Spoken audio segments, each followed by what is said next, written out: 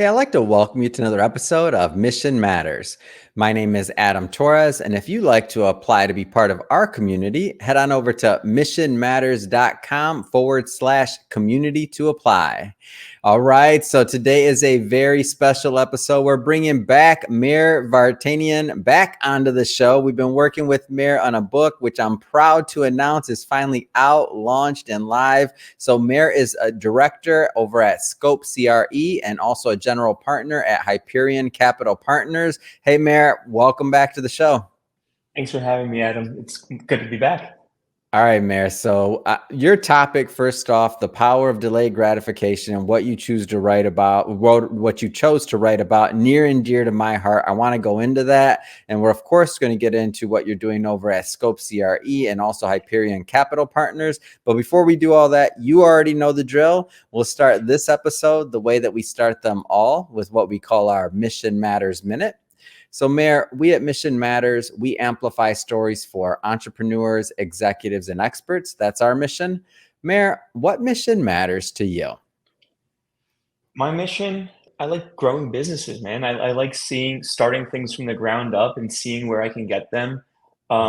And getting a lot of people tied into them. And then the stakes are always higher when you do that. You have people's lives that you're helping in charge of, right? Employing people and watching them grow, watching their families grow, and just seeing how many times I can do that. We're here for a short amount of time on this planet, and I like the process. I love getting that first draft of paper out and starting the business plan, and looking back in a few years and seeing where I got it. That's my mission. I do believe that's my mission on this planet, is to grow as many businesses as I can, help as many families as I can, and add value to as many people as I can. Yeah, that's great. Love bringing on mission-based individuals to share, why they do what they do, how they're doing it, and really what we can all learn from each other so we grow together. That's the whole point of Mission Matters, to grow together. So great having you back on the show. And I don't want to assume that maybe some of our newer audience or listeners, we've been very blessed and the show's been growing. I don't want to assume that our newer audience has caught some of our previous work we've done together. So that being said, maybe just start to get us kicked off with your background and really how you got started as an entrepreneur and in the real estate space. Yeah, first generation American. Parents own a small dry cleaners in the suburbs of Philadelphia out here. Worked there my whole life, throughout high school and early college. So you're always in the mix of the entrepreneurial lifestyle when you're working with your parents. And if anyone who has worked with their parents knows, it's not always easy. It's probably the most difficult working environment. Hmm. And there's no HR, so you have to make do with what you have. And then from there, it's when you're first in college and you're getting your first internships, your first work experience, you see how corporate life is compared to the blue collar life of what you kind of grew up in, and you start thinking there's a happy median here. I didn't want to go the blue collar route; I went the other way. But being an entrepreneur, growing up in that environment, I think Mhm. shaped the way for everything. And then as far as getting into real estate, it was more or less an accident. I thought I was going to be in wealth management, investment banking. Worked at one of the big banks. My first job out of college. Didn't like it. I didn't see that growth aspect. I didn't see what I Mhm. can actually do that mattered. So I left, and I put all that work and effort towards building something on my own. Real estate brokerage was where I landed ultimately. I think it was different than what I thought I was going to do. It was a different field, something new to learn. So that was exciting to me, and being front and center, interacting with clients, was what kind of drew me to it. I wanted to be the player. I wanted to be the guy that people can rely on, that they call. And now I am that, which is Mhm. it's crazy. Looking back at the short amount of time how we got to where we are today. And then it's real estate brokerage is it's an art and a business. Scaling that business has been interesting to learn, but then also while doing that, perfecting my craft in how to run the process. And it's the reason why people hire me, work with me, and not others. Mm. Yeah, it's a great story. And one of the things I definitely relate to you on is, well, obviously the wealth management side. For anybody that has been listening to the show for a long time, they know I started out as a financial advisor before moving into media, but just also that entrepreneurial background and that grit and watching our parents do other things, and they're like, man, like there's other ways to do this too. Not saying that they did anything wrong, right? I mean, they built the lives and they lived in a different time than we did, but the way I see it though is that when I saw your chapter too, the power of delayed gratification, I saw it and I'm like, oh, that's something that I feel like, even just that concept of like apprenticeship in something, when we think about that, like that's gone for many individuals, to where they think that, of the Facebook age, or the, you're supposed to drop out of college or like and start this big tech startup and blah, blah, blah, blah, and all the stuff that we've been kind of inundated with. But if you look at a lot of the companies and how this country was built, and many countries for that matter, it's been on the backs of like generations of work and labor and methodical planning and executing day in, day out, whether it's a dry cleaning business, whether it's my dad's auto body shop, one car at a time, right? Or whether Yeah. it's like that's the stuff that to me matters, and that's what builds the infrastructure of the company as well, like that, or the country as well. Maybe just tell me why, like a lot of things you could have wrote about. So for everybody that's watching this, just so you know, when we publish an author, we ask them what they like to write about and kind of what matters most to them. So, and similar to the way that I asked the "What mission matters to you" question. So, and then we look at their feedback and what they want to get out there and make sure it matches their audience, the book, everything else. So that's just a little backstory for the audience. But this topic, like, why was it near and dear to your heart? A lot of things you could have wrote about. Why this? Why now? Delayed gratification, I feel like it's one of those things that we don't think about as much anymore. It's Yeah. especially, what you said, the Facebook age, like that's bootstrapping a tech company, but then Mhm. everyone's inundated by that tech now, Yeah. like clips are 15 seconds long. Music is 45 seconds long now. Where our attention spans are shorter. And I think that's the biggest hindrance to that, is the fact that thinking bigger, thinking more long term Mm. is hampered. And building a business, any entrepreneur will tell you, it's not, putting your wares out for sale, your services out for sale, and expecting paychecks tomorrow. It's especially in real estate brokerage. It takes, by the time you list a property to closing it, we closed a property this week. It took 8 months to close that out. Wow. Prior to going under Congrats. I contract. don't like Thanks. to, hey, I celebrate the wins of our community, man. You closed out a property this week. Congrats, dude. Thank you. Thanks. But again, that's delayed gratification. Yeah. It's hard to kind of always keep focus on what you're working Mm. for. Why are you doing all these? Every little bit of effort you put towards it, there's something at the end of the tunnel, and it's Mm. keeping yourself mentally focused for it. I always tell my team, we're athletes, right? And we're not. This isn't football. It's not 16 weeks. This is baseball. We're playing, dozens of games, and just because you're not having, you're having a series that's not so hot, next Mhm. week it might be different, and that's the week that can change everything. Yeah. Uh, and delayed gratification. I think it's the backbone of any entrepreneur. It's the only Mhm. way you can actually scale multiple businesses, or just your sole business, the one you care about Mhm. the most, to a meaningful level. Yeah. And the other thing that I think, having this concept going into something, is that like false starts. When I think about people, like a lot of times when they fail in things, and I'll just use one particular example that I see over and over again, is we're in the podcast business. I know you know that. I know our audience knows that. We produce a lot of shows. And because of that, there's so many shows that I've seen that were like, man, this will be a great show. And we launch the show, we do everything else, and then 6 months down the line, the person's not Joe Rogan, and I'm like, nobody told you that your show, just because it's a great show, it is a great show, but you have to give, in my business, you have to give the audience a bit of time to grow with you, so that they know that you're not going anywhere. To win an audience's trust takes, not days, not weeks, not months. It takes years. When you think about like the greats, like the Johnny Carsons of the world, or like Oprah, or like, I mean, all of the greats,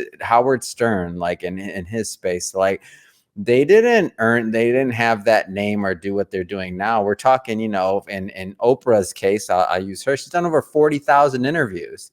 Like that's a career. That's how she owns her audience and has that type of loyalty and fan base. And that's why people, so for when I'm coaching new podcasts like hosts or things like that, I'm like, it's going to take some time, but you're also going to grow through that process. So kind of relating that back to real estate in your particular business, like what have you seen like on this process of growth and things? Because I know another thing is, your team's always growing, you're doing different things, you're bringing the right types of individuals on your team. Like, tell me a little bit more on how that resonates with you. It's like me, a lot of the guys I bring on, it's real estate brokerage wasn't maybe their main focus. Yeah. You don't learn this in college, and it's a very gritty job, right? I mean, it's the very essence of sales. You're cold calling, for the first few weeks starting out, first few months starting out, you're cold calling people and they're just hanging up on you. It's demeaning. It can be very discouraging. But seeing through that, understanding your goal, and then it changes your perspective. A lot of people always ask me for a script or what to do or how to do something. For the first 2-3 weeks, I give almost zero guidance. Because that's how I learned. Get in there, get beat up. It's the only way you're going to understand to really see what's going to. It makes you think more. In parallels of the process, you need to understand getting beat up helps you understand what people are looking for, and then you'll be able to play the verbal judo better, understanding how to hold a conversation with a complete stranger. It's again, it's a skill that no one really learns. We're taught how to write emails in college, maybe not how to make a cold call, and then from there it's refining your conversation, your skill set, and how you're actually going to start adding value. And then you can think more holistically after you kind of go through the steps. And then that's where I really step in is building out a strategy, building out a plan. How do you want to define yourself in the marketplace? How do you want to define what you bring to the table? Is it something you could be consistent with? Because what you're saying, like 40,000 interviews, that's consistency right there at a grand scale. And anyone's career, consistency is always key. What gets measured gets improved. I'm a strong believer in that. So how can we quantify your actions every day? That shouldn't be a second job either. You have to think about both these in parallel, because one drives the other, and you can't have one over compensate for the other. And you're an accountability partner. I want them to be accountable. This is a meritocracy. Just because I've been doing this longer than they have doesn't mean like what I'm doing is right or wrong. I mean, so I have people critique me all the time. I'm looking for that. You're always improving your game. You're always changing something, and it's constant growth.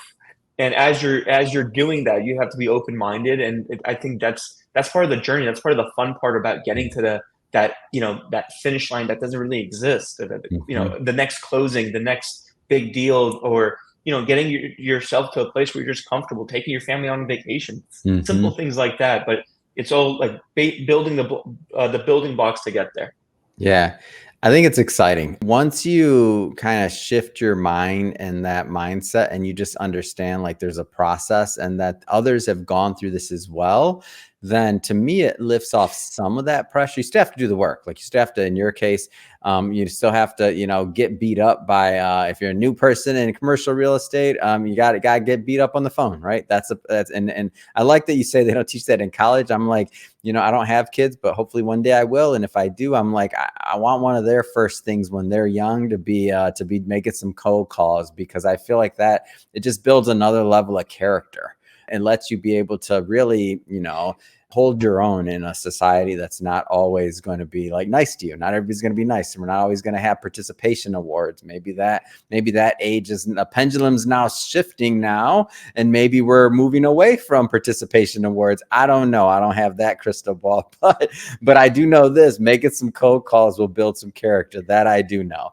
Definitely does. So looking at, I want to talk a little bit about your areas, because if you do this, if you have delayed gratification, if you consistently build, if you pour into others like you're doing with your team, if you give people that deserve attention through their efforts attention, then you can establish yourself. And not everybody can do this. I mean, you've been doing this a long time, but you can put yourself out there as a market leader and a market maker, which is, I think, something super unique. I know it's something that your team and what you're known for in your area. Maybe talk a little bit about how that came about and really how you lead in that market. Yeah, you grow into it. You start while you're making a market, you don't realize you're doing it typically. Yeah. While you're That's the cool building, part about it, I feel like. Also, like yeah, you look up one day because you've been grinding so hard, you've had your nose to the grindstone, you're like all of a sudden like, whoa, we're setting the market. Go ahead. I just had to throw that out there. yeah, You no, know, you're absolutely right. yeah. You look back and you're like, whoa, like we just did that. Like, and you're looking at all the pieces that came together from the first conversation to the last signature, and you're like, wow, we did that. We put that together, and it shifts the landscape. You start getting phone calls from people, appraisers, buyers, sellers. Everyone's asking you questions, and you did that. And it's one of those things where people know if you played a role in it or not, right? It's if you're the reason that happened.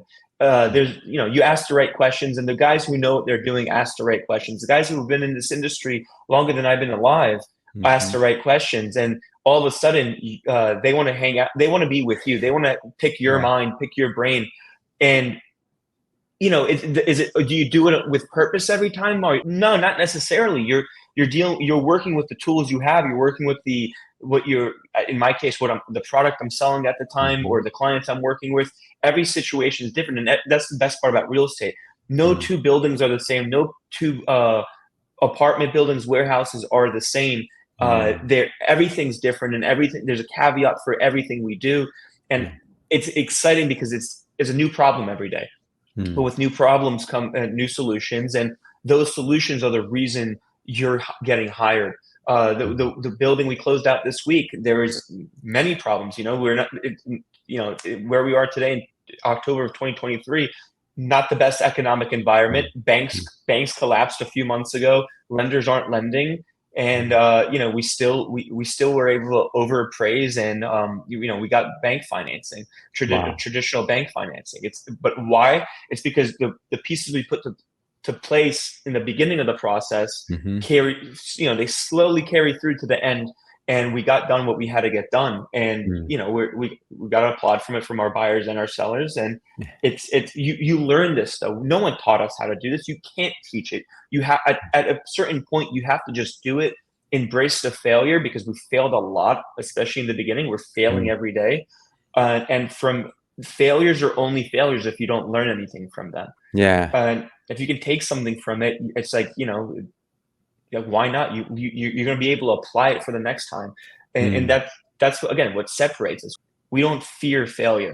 And if anything, if we see the abyss, if we see the unknown, we run right into it. Maybe we're cowboys. I don't think so. I think we have a process in the back that's kind of functioning in the background that gets us through it. But we can say we're market makers now, and it's a good feeling.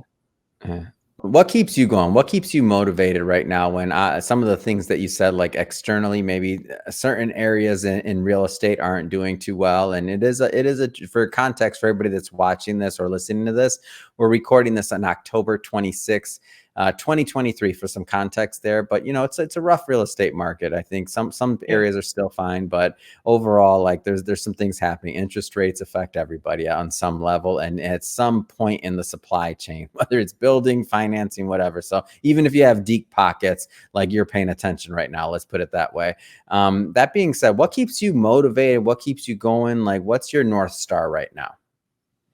It's always perspective, right? The reason I am where I am today is because I'm an entrepreneur, and I remember when my first woke up call was in the beginning, the first 6 weeks of COVID, when people were furloughed, working from home. All that job security all of a sudden went away, and I remember getting an email saying you can't go into the office, and I sat at home for a week thinking it was going to take a week, and they're telling me I can't, I can't come into the office. And I'm like, wait a minute, My friends are working from home. I can't. I have to be out there in the streets, talking to Yeah. clients, doing deals. I can't just sit around and wait. And Hmm. it's basically that same. We didn't, and that's where we captured the most market share. While our competition was sleeping, they were hanging out, they were waiting. We weren't. I'm impatient, so I went after it. This is the same situation. Just Wow. it's a different scenario. It's the So would banks you are. say you thrive in these situations too? Like You you're, have, yeah, this is like when things are tough, it's just a reason to work harder. Uh, yeah. like tough times create tough men. I believe in that, tough people. And 3 years ago, my grandmother was able to write a 3% interest mortgage. Now getting financing is difficult, and this is what separates the. This is where we can really define the fact that we Mm. are market makers. We are market leaders because we're still transacting in this environment. If it Yeah. gets even worse, I'm just going to work harder. Mhm. And if it gets better, I'm just going to work. I'm still going to work harder. Yeah. It does. We're building the momentum, and the second we stop, our momentum stops, and then the rest. Not just I'm not going to feel it. My partner's not going to feel it. Mm. Everyone else is going to feel it as well. Our clients, our staff, our Yeah. employees, the rest of our team. If I stop, I'm letting down dozens of people. Mm. That's what motivates me. That's the constant pressure that's over my head. Everyone, I don't have children, but my employees do. My other agents do. Mm. They're all like I'm working for all of us. It's exciting. We wake up in the morning and you have people relying on you. It's probably one of the most exciting feelings in the world. It's a lot of pressure, Yeah. but it's it definitely gets me going, man. Yeah, for sure. Um, well, Mher, I do want to spend a little bit of time with some of the time we have left is maybe just talking about geography, your specialty, your areas you work in. So whether with Scope CRE and with Hyperion Capital Partners. So maybe tell us a little bit more about your specialties. Yeah, so I just joined Scope about a month ago. As I came in as a Congrats director. again. Thank you. Me and my team, we're leaders at one of the national firms. Um, Mhm. the way we did things was different.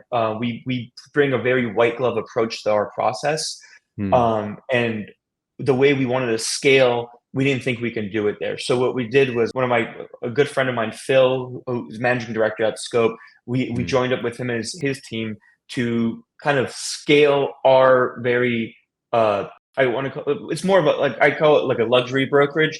Yeah. More hands-on service that our clients are expecting from us. We're filling in gaps that we couldn't at our old shop, and then on top of that, not uh, and really scaling that out. On top of that, Mm. scaling out Scope as a brand regionally.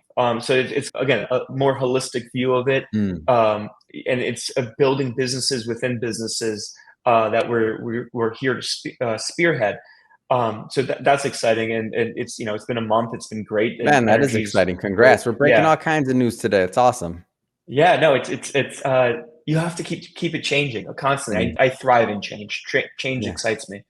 And then with Hyperion Capital, it's our acquisition firm. Mhm. A small family office between my partner and myself. Mhm. It's our own real estate portfolio that we've been growing and operating with some friends and families as well. And that's just it's we're patient with that. We don't rush into anything.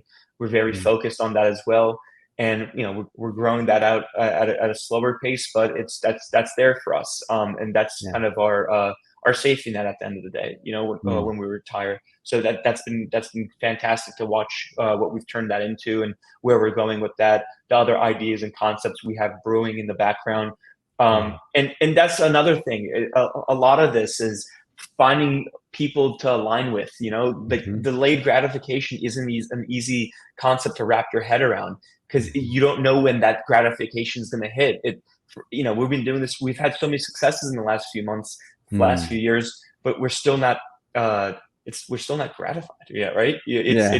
We don't know where we're going. And finding other people that align with you, surrounding yourself by that kind of like mental workforce is Mm. exciting because it's like playful competition. I'm on the phone with my partners talking about different ways we can do things. Yeah. And are we ready for this? Can we do this? Maybe we should look into that, spend some money on this, gamble with it, take a chance. And, like it's exciting. I mean, it's great being in those rooms, like, you know, the late night talk conversations about just how to run the world, how to rule the world. It's, Yeah. you know, those never get old. Oh, that's great, man. I love it. I love the story. And again, I love you bringing this news to hear. I'm working with Scope now, so that's awesome to hear. And closing Thanks. deals, man. I expect nothing less of you. And I knew every time you come on the show, you bring the fire, you bring something different and new, and you always got some news. So thank you for that. Well, Anytime. Mher, just have to say it has been great having you back on the show. I like launching the book with you. So much fun. So good working with you, and to continue to get that out to my audience. And for the audience, just so you know, there'll be a link in the show notes for you to pick up a copy, so you can also read more about Mher's writing and our other authors that participated in the book as well. But that being said, Mher, I mean, what's next? What's next for you? What's next for your career? I don't know. It's we're again Closing we're some deals. I already know the answer to that question. yeah, it's closing deals. That's just, we're at a point where that's just happening, right? That's the lifeblood of our operations. Yeah. At a new shop, getting things, we're assimilating, we're starting new processes. I was, before the show, I was telling you how we're looking at making more hires Yeah. in this environment, especially growing Mm. our international team.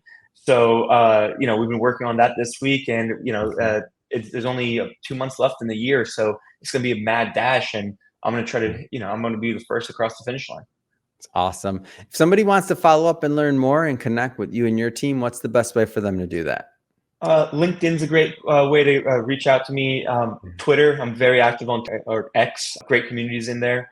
Yeah, I'm very easy to contact. I want people to be able to reach out to me. My phone number's everywhere. Give me a call, shoot me a text. I'm around.